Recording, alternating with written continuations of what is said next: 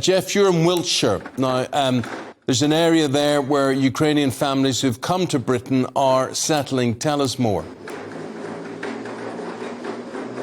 Yes, they're settling incredibly well here in Wiltshire. It's one of the top counties in the country in terms of welcoming them in.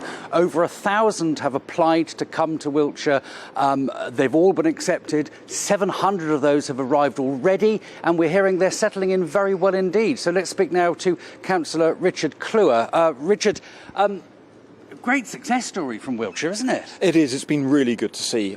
We've seen it with the Syrian refugee crisis, the Afghan, and now the Ukrainian, and the public of Wiltshire have stepped up beyond our expectations. What sort of checks are made on people? It's all very well to say, oh yes, I'd like to welcome a whole family of refugees into my house. What sort of checks are made to make sure that the people that are doing that are suitable? It depends on which of the schemes they're arriving under.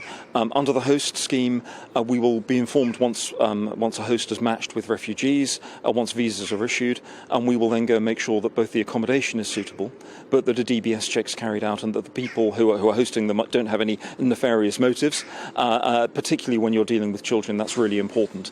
On the family scheme, where they're coming over without that same process, it's trickier because they're coming over to stay with relatives or people they know, and that's an area that does cause us a bit of concern. A lot of the children are starting school now. 64 of them have been assigned to local schools. A lot of the adults are having English lessons as well. It seems that here in Wiltshire, integration is a very important part of this scheme. Yes, it is. We're building on the lessons we learned from the previous refugee schemes.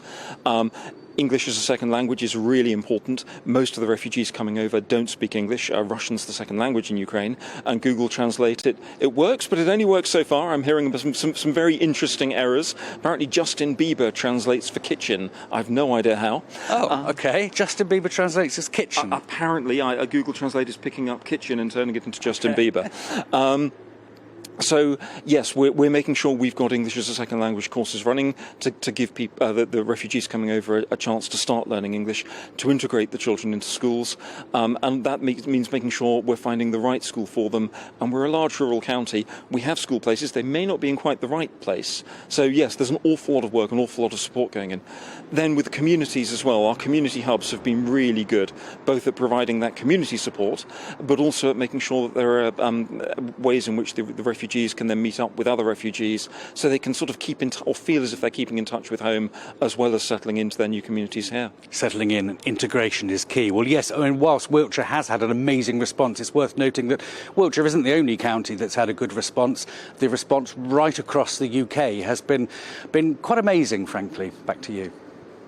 Thank you very much indeed.